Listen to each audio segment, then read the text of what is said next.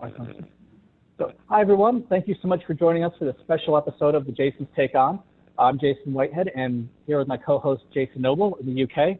And we're really excited today to have a special guest, Mona Yoast, who is the VP of Educator Success at Learning Ally. Full disclosure, Learning Ally is a client of Tritons, and I'm really honored to have had the opportunity to work with Mona and her team to do some great work with them, helping to build out some of their processes and playbooks and trainings, and really excited about it. And just really was so excited about Mona's energy and the approach that she's taking. Couldn't wait to have her as a guest. So Mona, thank you so much for joining us. You know, one of the things that we're going to share is Learning Ally is in a really unique industry and a unique space. So I think people will really get a lot out of this discussion. And Mona's also taken a really fun approach, an interesting and powerful approach to helping to build up her team. And as you know, with the Jason's Take On, we're all about how can people be bold in customer success and try something new and try something courageous. And I was really excited with what Mona's been doing. So she's really going to talk to us today around the theme of upping your CS game and really what that looks like. So Mona, thank you so much for being here today. Yeah, happy to be here. Awesome. So before we go in, Mona, can you just go in and tell everyone a little bit about yourself and your background, and also a little bit about Learning Ally and some unique things, given your industry and your focus that you guys face that a lot of our other listeners who are in the software space may not face as well. Sure, yeah. So I was a reading specialist by trade. I worked in elementary schools and middle schools helping struggling readers. And I got really involved in probably, gosh, this is going back 20 years ago, so I'm dating myself.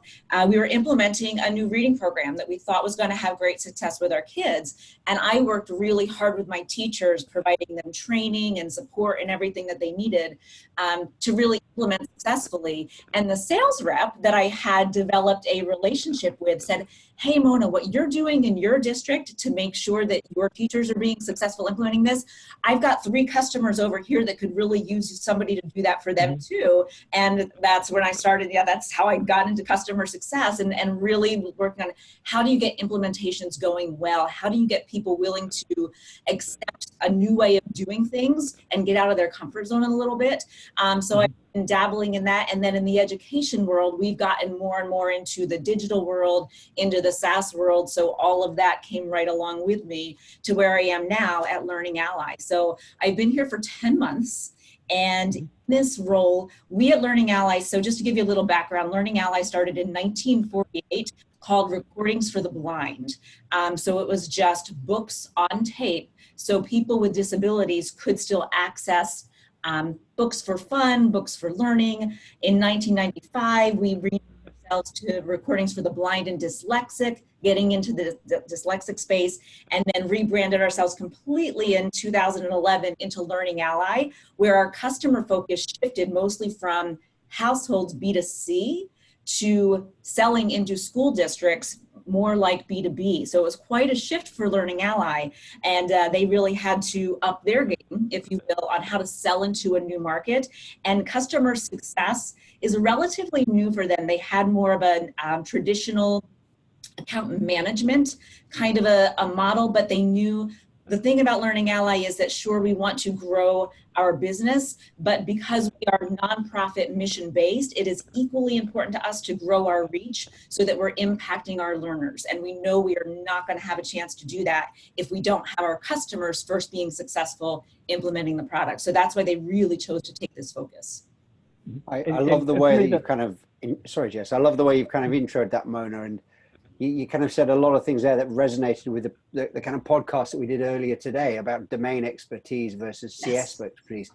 And you coming in because this guy said, we need someone to make our customers successful is brilliant, absolutely brilliant. And I really love that you've brought in this kind of breadth of experience that can really allow your customers now to drive something different and really focus and be them successful. Jace, you were going to say something, sorry. Yeah, and what I really enjoy that I think is so unique about Learning Ally too is that, as you mentioned, you are a non-for-profit and you're so mission-driven on how do we impact students' lives, how do we impact learners' lives, and to recognize that it's not about churn, it's not about keeping people over, it's really about that impact on students and making a difference. And I think a lot of people, especially in the for-profit world, tend to lose sight of the mission and the impact on everyday people, and it's so exciting and it's such an honor for me to work with your group because of that. So I just really want to share how much I enjoy that aspect of it. I think it's very unique as well from a success perspective. Not that we don't focus on churn. We absolutely do. True. True, but for the sake of having the massive impact on students. Absolutely, very, very absolutely. Yeah. It's the same principles though, isn't it? So you might, churn is still important. So is kind of lifetime value. All these good things are still there, but it's the whole philosophical way of doing it is still the same. I don't. You said earlier on that you'd only been with Learning Ally about 10 months. What was the situation like when you joined there in terms of educator or customer success? What was kind of your main vision and mission when you came in and took on board the responsibility and team? I really disciplined myself to not come in with a vision right away, to really be a learner first, because what I did at my previous company, you can't just cookie cutter on top of it. And I think that's really important because every industry, even in ed tech, the way our programs are, how technical they are, how specific they are, they're really different the way you need to implement and the way you need to support those customers. Although there are definitely customer success ideals and best practices that really apply anywhere. So my approach, the very first thing I did is map the customer life cycle. And everybody says that, that's one of the most important things you need to do in customer success is make sure you map the customer life cycle. But I really did it deeply, and I didn't rush through it. And the interesting thing was I had an account management team that at the time reported into finance within the organization. And then we had an engagement management team that reported somewhere else, and then an engagement specialist team that reported somewhere else. So it was really fragmented, but by doing this whole customer lifecycle map, we had each of those teams map it out, and we were really able to see where do we have gaps, where do we have overlaps, where we were literally stepping on each other's toes, going in and working at different levels of the customer. So it was really important to get that picture and get it down really well to know what approach we should take. But from there, when you kind of say, this is the process the way it is today, and this is where we touch the customers along their journey, where were there opportunities to celebrate successes that were already there? Because don't get me wrong, there were some really great pockets of goodness that we wanted to make sure were amplified. But then we also saw some really large gaps. The biggest one being because these 3 different teams touching different customers at different times, reporting into different areas, there was no one Learning Ally methodology for customer success. Each team was doing their own things. They weren't communicating and sharing best practices with one another. So that was a big part of the approach once we kind of mapped that out. That we need to bring this together. We need to be one team. We need to be working from one set of best practices, obviously differentiated for our different customer segments, but we need to be a team. So that was a big part of the transition of pulling these different things together as one cohesive customer success team. Yep. No, that's so great that you did that. And, I love the approach of we came in and mapped this all out. As you were doing that, because you and I have talked about this too, there's a lot of stuff that you're doing fast initially to really get this transition happen quickly, but you also have a longer term vision. Other than the one team, what were some of the things like, we've got to get this done first? How did you identify what needs to come in first versus what are the things that can come a little bit later, and the approach to that long-term effort? We've segmented it into looking at 3 different areas. So we have to look at the process, and going through that mapping, I started visualizing what I wanted the longer term vision to be, but the process only exists with the people. So we looked at people first, or process first, then people. Do we have the right people that have the skill set to carry out an uplifted process? And then we disciplined ourselves to save technology third. If we've got the process right, the people right, then we can figure out what the tech tools are going to be before we go forward. So the priority then became, do we have the right people? And we took a difficult approach where we knew in some cases we probably did not, but we didn't want to jump to any conclusions. I certainly did not having been here long enough. So we launched into a whole talent assessment process to make sure we had the right people. And it was quite intense. So basically everyone was told the role as you know it of account manager or engagement specialist, they are going away, And we are creating new, true customer success roles. And Jason Noble, I loved what you said on the session this morning, that you can't just say, okay, we are, we're wiping all of the history out and we're moving forward and we're creating these roles. So, all right, now you're going to be called this, and then nothing changes. So the most important thing to me was that whatever we do, it is abundantly clear that this isn't just, oh, we're just renaming the team to, be cool. We'll say we're customer success now. We really are changing and revamping the role. And we knew not everybody was going to bring what they needed as far as experience, as far as the skill set to be successful. So I took what I consider the 3 hallmarks that you've got to nail to be successful in this. And that's really doing great planning and onboarding, delivering training, because on my teams, we also deliver the training and for the end user to make sure they understand it. And then really, really good data monitoring, in that you can have strategic conversations with customers to really get them see, this is where you are, this is where you still need to go, let's map a course for you to get there. So we created simulations, and I created a rubric around each one of those 3 key hallmarks of our customer success model. And everyone had to role play. They were evaluated on these rubrics. And if they really weren't bringing the essential skills to the table, not everybody made it to the team. So that was difficult and painful, probably some sleepless nights, as I'm sure you can imagine. But those that were coming forward with us knew that they earned their spot here, and that they practically interviewed for the job and got the job. They weren't just given the role. So really that next focus was really making sure you've got the right people. So that also opened up some space for us to recruit from outside a little bit as well. So you've got people that now, a team where we've got some people we brought in with lots of great experience in customer success management, and some that are still novice to it. So education of the team going forward was really critical. And that's how we ended up working with Tritons, because we knew we needed to even the playing field for everyone and invest in their education and their ongoing growth. So everything from everybody went through the same online course. So we used the Tritons online course, so everybody got their basic certification level of customer success management. So now we're all talking the same language, we're all talking the same best practices. Then we worked with Jason to build our Learning Ally specific playbook. There was no playbook. There was nothing documented as far as what best practices we should be using. And we made it clear that we were raising the expectation. If we didn't document what those expectations were and what good performance looks like, we would have still been flying a little bit blind. So in investing in those 2 things, and now even the rubrics that we created as part of that performance assessment process are now used for ongoing and coaching and feedback for the team as they're getting more and more confident with these new practices that we taught them. How did you find that kind of period of change when you're taking from the team where it was, you're asking people to kind of reassess their whole purpose in the organization, getting them to reapply? That's a really challenging point to go through. And we briefly touched on it earlier today, Jason, but not at this level of detail.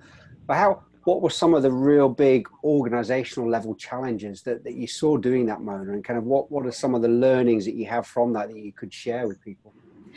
I actually resisted at first, I will admit, this really being bold. And you kind of said earlier, Jason, because I heard you kind of make a little reference to the session this morning, basically telling everybody the jobs as you know them are no longer exist. This is, you're welcome to apply for these new jobs, but it was made that clear that as of this date, you may not be moving forward, at least as a part of the customer success team, not necessarily not with Learning Ally, but as a part of the customer success team. So that was really, really hard. So imagine the level of stress and anxiety that brings the team. I resisted doing that. And I'm really glad that I trusted my HR partner to counsel me well, to make sure we were doing it with full transparency, that was critically important, because everybody knew that everything that had been communicated with them was communicated with them across the team. They knew exactly what the process was going to be. There was total transparency. It made it a little more stressful, but looking back, I wouldn't do it any other way, because that's what's the fairest and most honest and transparent with the team.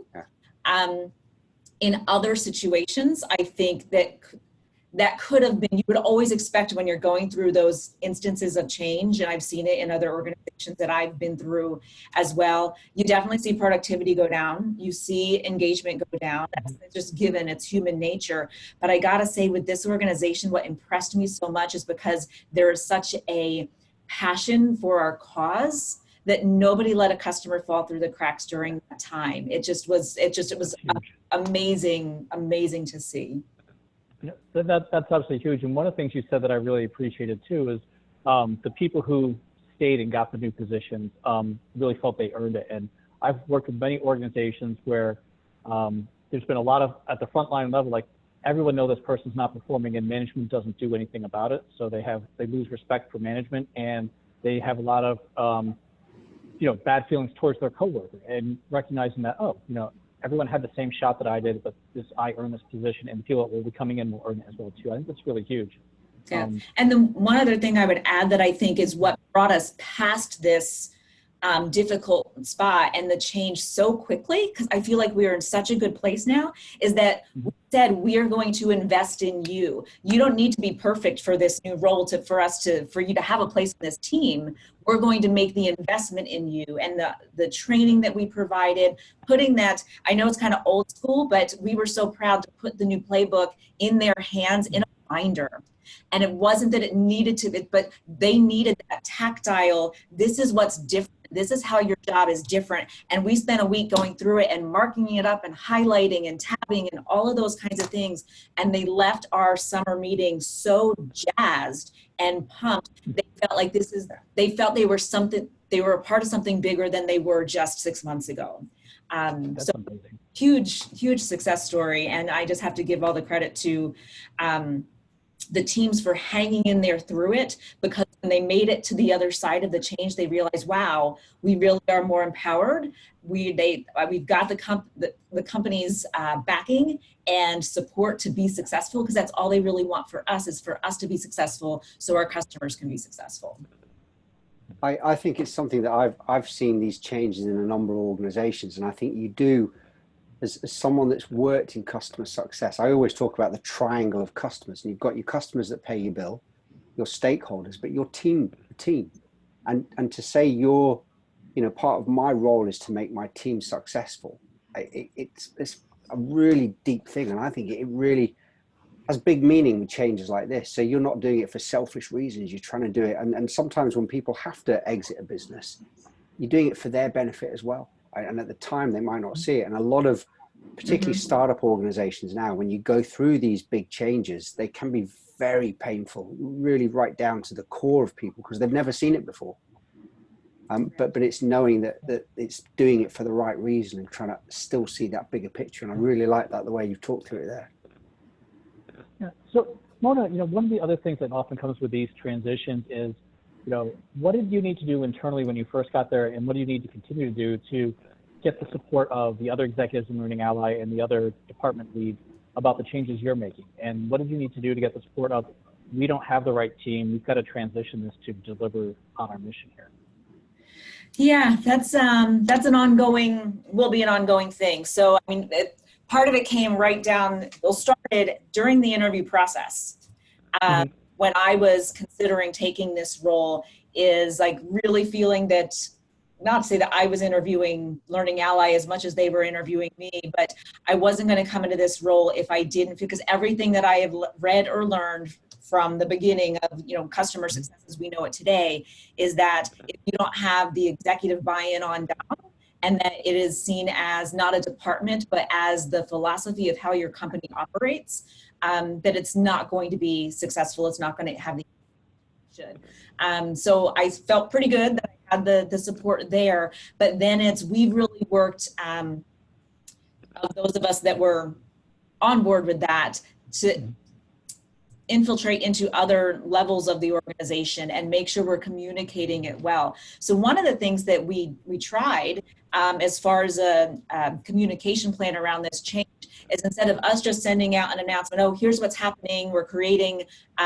we're pulling these teams together and we're going to create an educator success department within the company, and we're going to take this philosophy.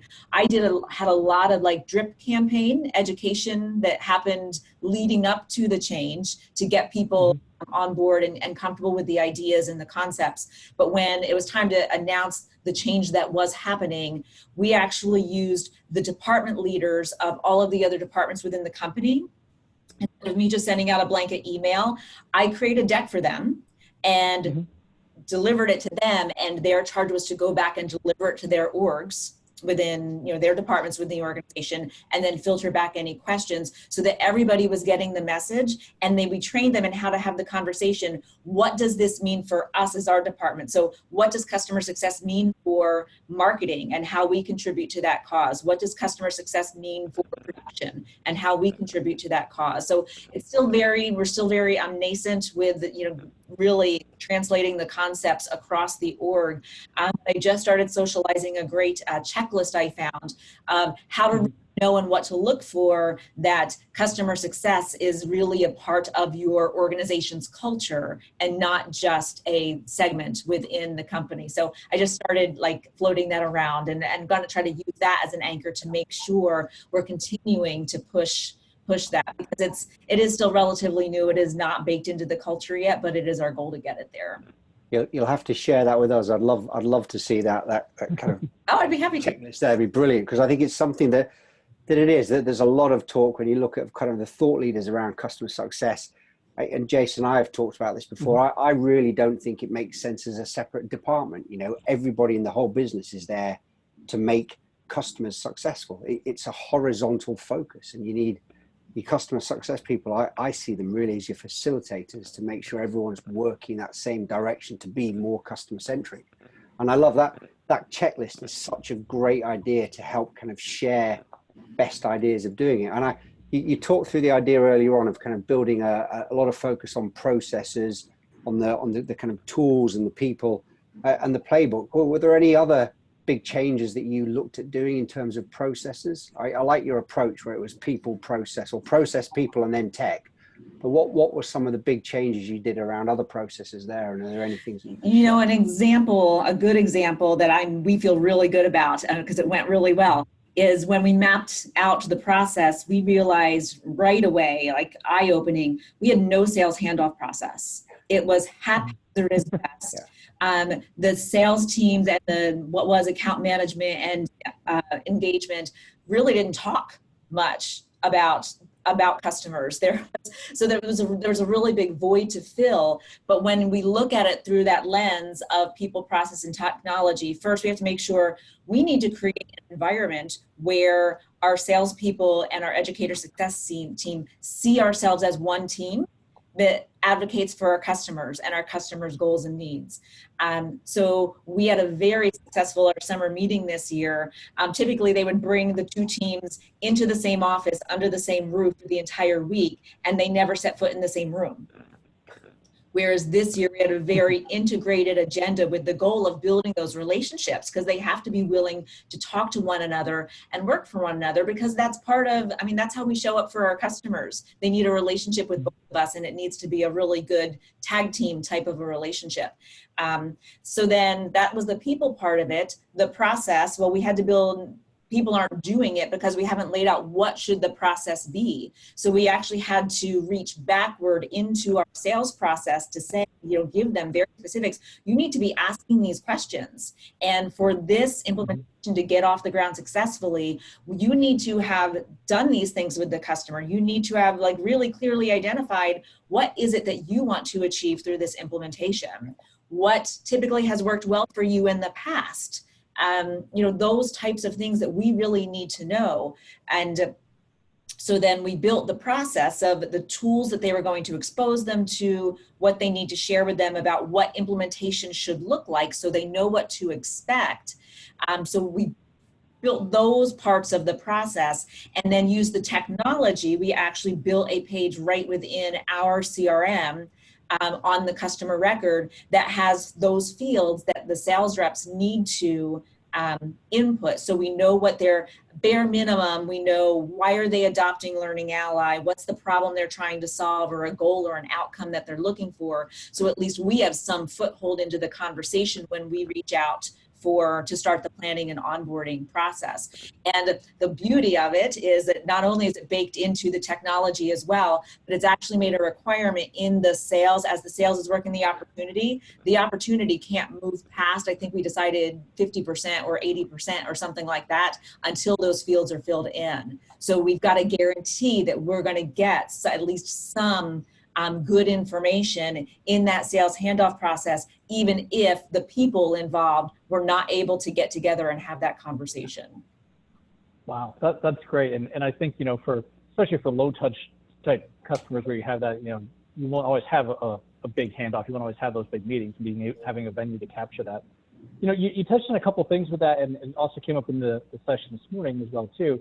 And you mentioned how important it is to build relationships even within your teams and looking for different folks. When you were looking to hire the teams that you have now, what were the key attributes that you were looking for? And were you primarily concerned about customer success expertise or the ability to get there? Or were you more looking for the domain expertise in the education space? Yeah, interesting, because of the history of how Learning Ally really just since 2011 really started getting into the education space versus the household space. They were looking at themselves and realizing we don't have enough educators within this organization to really understand how to address this market. So they were actively and heavily recruiting educators because they realized they had a gap there. But then look at the way the customer success, the methodology, what they were doing for customer engagement and account management didn't really evolve because we were lacking that sort of outside expertise as well. So interesting, of all of the talent that we evaluated, some of the ones that came to us with the education background did not have the other attributes we were looking for, like proactive, results driven, that relationship building, that customer success drive. So it was kind of eye-opening that, so what we know we're looking for now is somebody that has extensive experience, if at all possible, in driving implementations in educational settings, educational technology.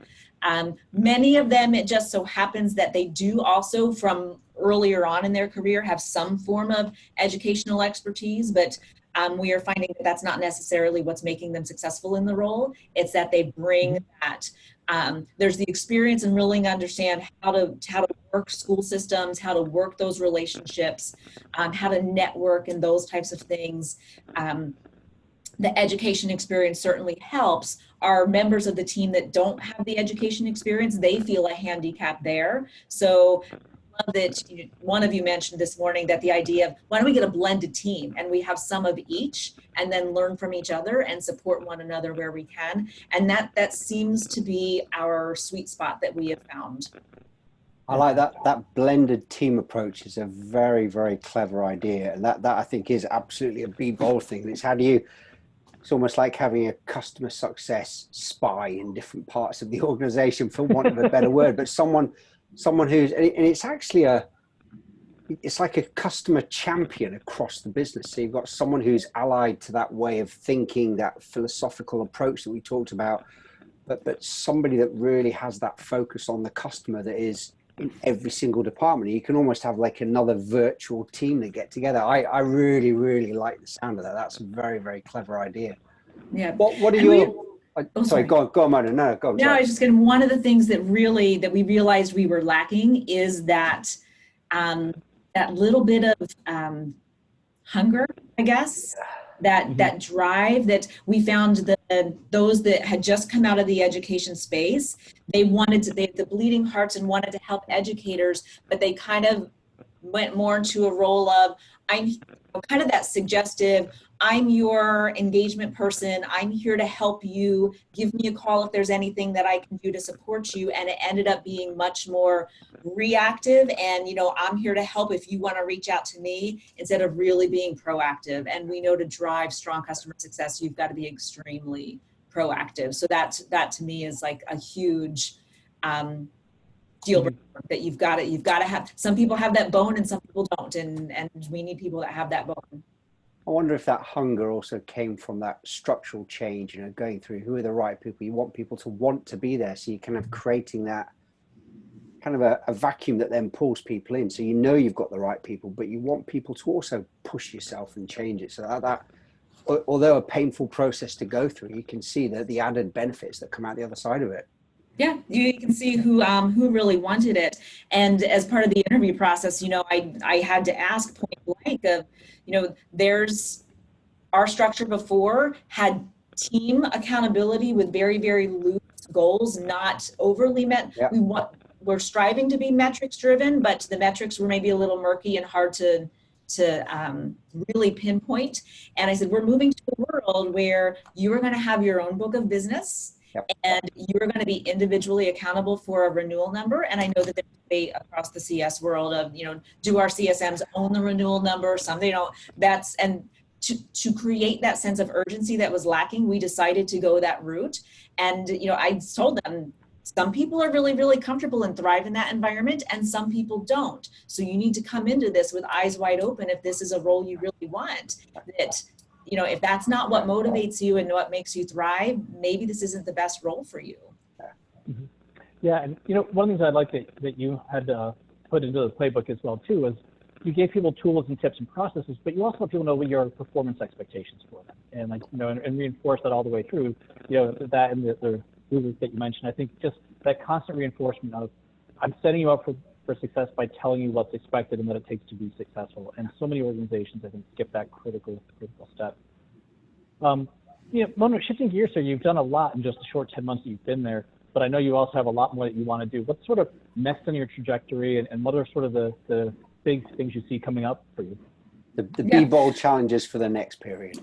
Yeah, so two things that are really heavy going into, this is back to school for us. Mm-hmm. So this is our heavy time. So it's kind of like, it's one of those things where, you taught the kids all you could about being the best at what they can be. And then you go off to college and you just have to hope they learned all they could. And you'll see them at winter break and, parenting. Doesn't always work, does it? But the teams are jazzed and they are ready to go. So while they're into that, we've got to go back to, I kind of said we put the technology piece on the back burner.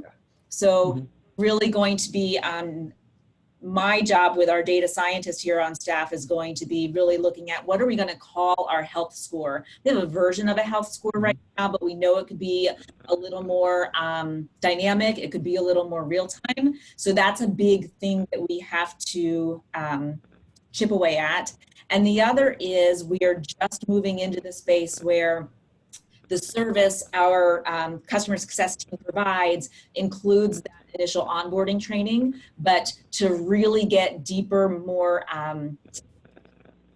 deeply ingrained implementations that are going to reach more kids. We know we need to teach teachers to use our audiobook solution in different ways within their instruction. So we're more ingrained. From a customer success standpoint, I would call that even more sticky. But from our mission side of knowing that we'll reach more kids if teachers know how to use this better. So we're launching the market professional learning modules. So really a professional service that we can upsell. And it's going to be making sure the teams are comfortable now being able to have that conversation with a customer in the data reviews that we call them data reviews or success checks. I know in the rest of the CS world, a lot of times it's QBRs. But we're really looking at educational outcomes, not necessarily business outcomes. But when we're in those conversations, we're looking at the data and saying, wow, I can see you're using Learning Ally in this way and this way. But if we look at our maturity continuum or whatever we will call it, teachers could be doing this, this, and this. And I want that light bulb to go on in the customer to say, wow, I didn't even realize we could be using Learning Ally that way. Could you show me how to do that? And to have them come into that and say, yes, we absolutely can. We've had these beautiful professional learning modules. So we're getting them right into that upsell conversation in just a beautiful, elegant way that's just around where the customer sees they want to go. That's because we painted that picture for them of what else could be possible if they made a little more investment in their staff to learn how to use it in bigger and better ways. I love the way that you talked about kind of renaming the QBR. I really, I'm not told Jason for, I don't like the terminology because we're not reviewing their business. Right. You shouldn't do it because I've used customer value review or something before, but I like love the way too. you're doing it. Yeah. But it's about what are you doing for the customers? And I love how you've got that full engagement there. But Mona, we're coming up on time fast, but can I just say a massive, massive thank you. This has been a really fantastic conversation and we really appreciate you sharing all of your experience. And I'd love to do another conversation further down the line with you. With all the changes that you've made and kind of what you've done to date and the great success, but what's kind of your biggest aha moment, the biggest eye opener that you said, right, this is what I know I should have done? What's really been that big moment for you? And what are the recommendations you can give other people? Well, one is definitely move with urgency, but not too quickly. Like I said, if I had come in and said, I didn't want to be the new person that came in like, oh, she's just coming in and doing this because that's what she did before and that's what she knows how to do. Yep. But finding that right balance of coming in with an open mind, but you can't wait too long either. Not you get a little, in other implementation contexts, sometimes we've called it go native.